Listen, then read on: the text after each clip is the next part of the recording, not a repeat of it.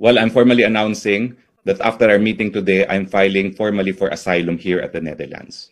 As soon as my application of asylum is received, I do have the rights to non-refoulement. Non-refoulement under international law means, number one, non-deportation until matapos yung investigasyon if I'm entitled to asylum status. And number two, non-prosecution for illegal entry. Pero legal naman ang pagpasok ko dahil meron akong visa. No? Pero naniniwala ako na yung warrant of arrest ng Kamara de Representante ng WAD Committee ay mapapatunay ng unjust prosecution. Kasi dito sa Europa, unheard of yung isang warrant of arrest na indefinite ang lifetime, number one. Number two, walang bail. So, at number three, malinaw naman yan na ito isang investigasyon sa Pogo na nais nilang talagang i-link si dating Presidente Rodrigo Roa Duterte, no? At malinaw na sa tingin ko ang political motivation behind the investigation on the Pogo. Well, I'm formally announcing that after our meeting today, I'm filing formally for asylum here at the Netherlands. As soon as my application of asylum is received, I do have the rights to non-refoulement. Non-refoulement under international law means, number one, non-deportation until matapos yung investigasyon if I'm entitled to asylum status. And number two, non-prosecution for illegal entry. Pero legal naman ang pagpasok ko dahil meron akong visa. No? Pero naniniwala ako na yung warrant of arrest ng Kamara de Representante ng WAD Committee ay mapapatunay ng unjust prosecution. Kasi dito sa Europa, unheard of yung isang warrant of arrest na indefinite ang lifetime, number one. Number two, walang bail. So, at number three, malinaw naman yan na ito isang investigasyon sa Pogo na nais nilang talagang i-link si dating Presidente Rodrigo Roa Duterte, no? At malinaw na sa tingin ko ang political motivation behind the investigation on the Pogo. Well, I'm formally announcing that after our meeting today, I'm filing formally for asylum here at the Netherlands. As soon as my application of asylum is received, I do have the rights to non-refoulement. Non-refoulement under international law means, number one, non-deportation until matapos yung investigasyon if I'm entitled to asylum status. And number two, non-prosecution for illegal entry. Pero legal naman ang pagpasok ko dahil meron akong visa. No? Pero naniniwala ako na yung warrant of arrest ng Kamara de Representante ng WAD Committee ay mapapatunay ng unjust prosecution. Kasi dito sa Europa, unheard of yung isang warrant of arrest na indefinite ang lifetime, number one. Number two, walang bail. So, at number three, malinaw naman yan na ito isang investigasyon sa Pogo na nais nilang talagang i-link si dating Presidente Rodrigo Roa Duterte, no? At malinaw na sa tingin ko ang political motivation behind the investigation on the Pogo. I have to defend my president as a member of the List Council of the ICC at The Hague. Yan naman po ay alam na ng lahat na sa mulat-mula.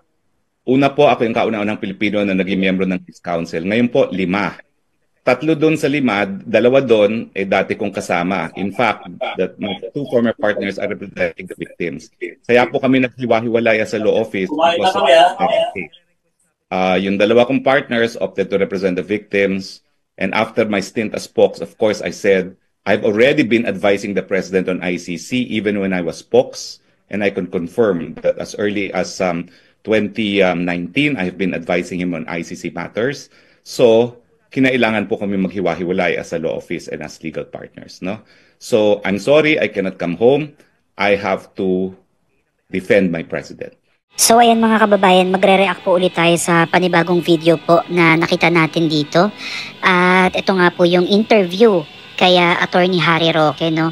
At nasabi niya nga dito sa interview niya, ito short clip lang to ng kanyang kabuoang interview.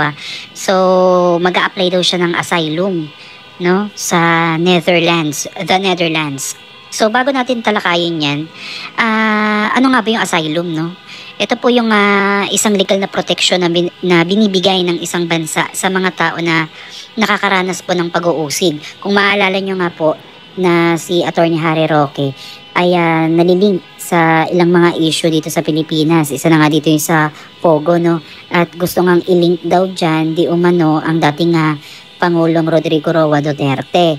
So itong asylum na to ay isang protection po para po sa mga tao na nakakaranas po ng pag-uusig sa kanilang bansa, which is dito sa Philippines, no? At ito po ay patungkol po dun sa relihiyon, nasyonalidad, political na opinion o pagiging bahagi ng isang particular na grupo.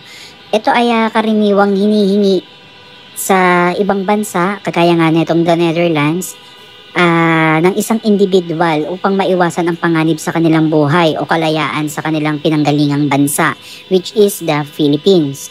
Okay, so ano nga ba yung kapangyarihan nito? So isa sa kapangyarihan ng asylum ay nakabase sa karapatan ng isang bansa na magbibigay ng protection.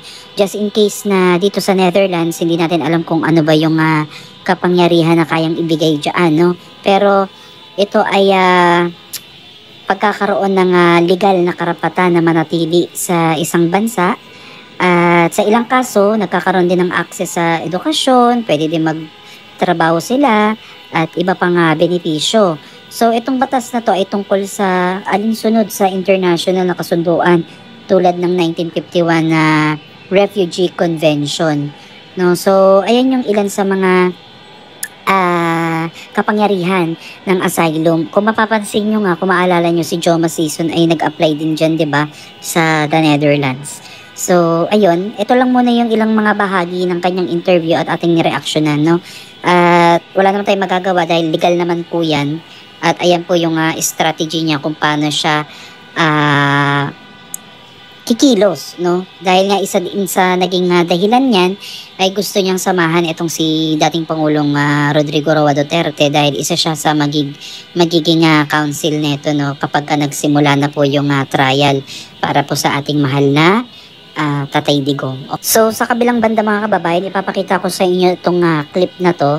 Ito yung video kahapon dun sa ginawang rally po ng ating mga riders dyan sa Minjola, no, at binarikadahan na po yan ng ating mga magigiting na pulis. At itong rally naman na ito ay naging mapayapa naman po, no. So pinakita lang ng ating mga kababayan yung suporta nila. Yan, nag-ingay lang sila, nagbusina lang sila ng kanilang mga motor.